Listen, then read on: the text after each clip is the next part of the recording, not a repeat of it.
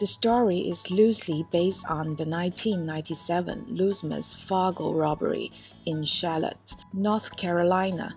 Armored car driver David Ghantt, with the connivance of former co-worker Kelly Campbell and her friend Steve Chambers, steals approximately $17 million from the vault where it's temporarily stored. As the face of the robbery, he is forced to flee to Mexico while Kelly and Steve continue living their lives as normal. Steve, however, has every intention of cutting ties with David and hires a hitman to eliminate him to enable that. The lack of aptitude shown by the criminals, the movie's title is sarcastic, makes them easily uncovered by the FBI agents, who don't have to do much to build an airtight case. Set in the year 1997, David Scott Ghantt thought being an armored car driver would be a dream come true. He discovers that it's really boring stuff, and he often imagines getting robbed. Everything changes when he meets Kelly Campbell, a new employee at his bank. David and Kelly hit it off at a shooting range where David accidentally shoots between his butt cheeks. He is in love with Kelly, but he is already engaged to Candace, a strange woman, originally engaged to David's distant cousin before his death. David goes to an uncomfortable engagement photo shoot. One day at work, David and Kelly's boss yells at the two of them to go back to work, so Kelly stands up for David. She argues that even if she gets fired, she can collect unemployment.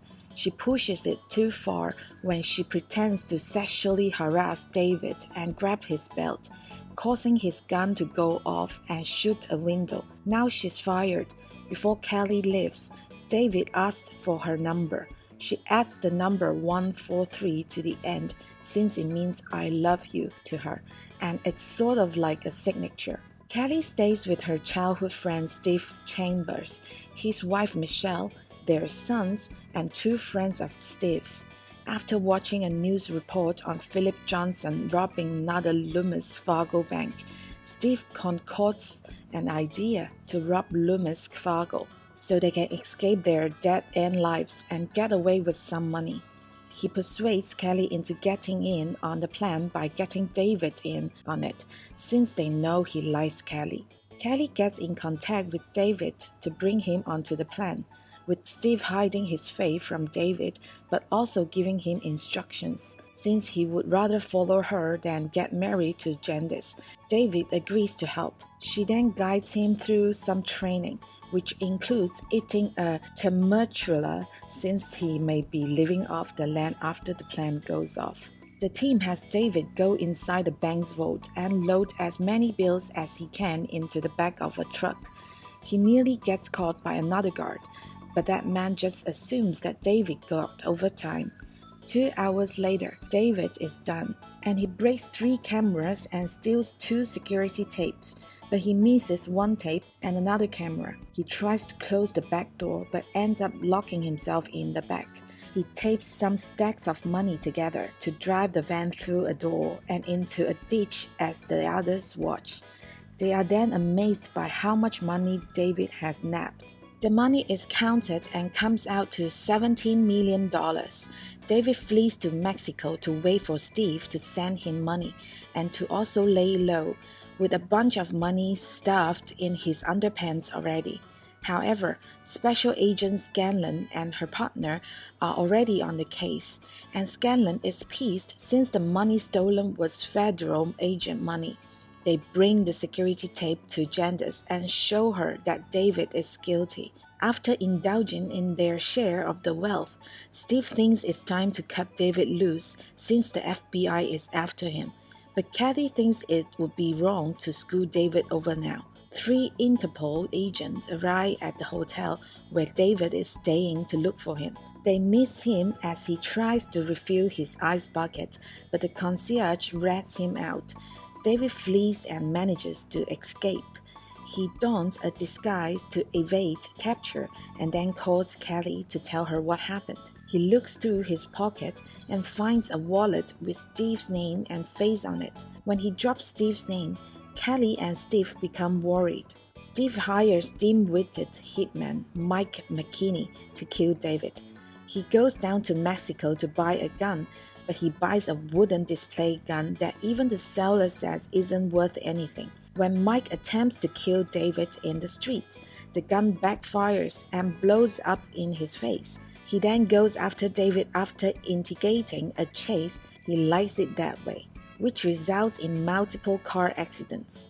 Scanlon goes around asking about David and how he can be found. Everyone tells her to go to Kelly. Scanlon and her partner talk to Kelly, who quietly breaks down when she realizes David is in trouble. Mike eventually gets David by knocking him unconscious. He gets ready to cut David up until he looks at his ID and sees that Steve used Mike's name and information to give David a fake ID. Thinking David was born under the same circumstances as him, Mike gives up trying to kill David because he thinks they were brought together by fate, so they become buddies. David calls Steve and demands that he send him money within 2 days, or else he will turn himself into the authorities and name-drop Steve first. Kelly is at a clothing store when she is confronted by Jandis near the fitting rooms. She knows that Kelly was David's mistress, and she attacks her. The two fight in front of everyone, with Kelly getting Jandis off by hitting her with a mannequin body. One of Steve's guys then follows Kelly. David calls back when he finds that Steve did not transfer money to his account.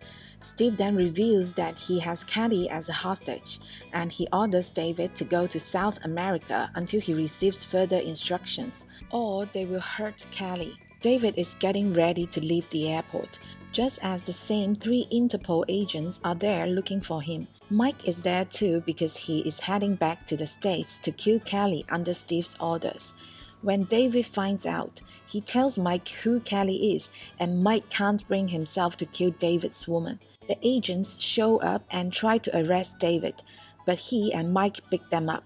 They trade plane tickets and say their farewells. Steve is holding a house party which David infiltrates to rescue Kelly. Scanlon gets one of Steve's neighbors to wear a wire to get a confession out of Steve. David breaks Kelly out of the shed where she is being held, and he steals Steve's BMW to make a getaway. Unfortunately, David's plan to burst out the gate backfires. Steve catches him and tries to beat him up until David realizes he is near the police van with the detectives waiting for their confession. David tricks Steve into admitting that he was the mastermind of the whole plan, giving the detectives enough reason to arrest him. David and Kelly say goodbye just before they are hauled off to prison. Once David gets to prison, he is applauded by all the inmates for stealing the biggest amount of money in the U.S. history.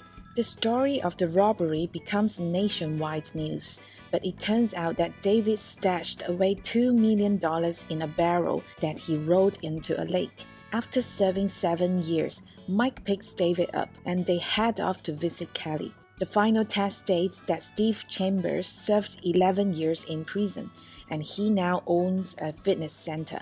David Ghantt served 11 years, and he occasionally works as a film consultant. The Loomis Fargo robbery was one of the biggest heists of all time, and $2 million of the stolen money remains uncounted to this day. In the end, the central problems are David Ghantt and Galifianakis. The movie is built around this character, and he's presented as a sad sack loser who has trouble capturing our attention, never mind our sympathy. Although Galifianakis' performance isn't conducive to getting an audience on David's side, he isn't done any favors by the uneven screenplay, which tries to force sport physical comedies into scenes where it doesn't fit. Masterminds is an awkward and unappealing mix of mismatched parts that don't generate enough laughs to make it feel like anything other than a waste of 90 minutes.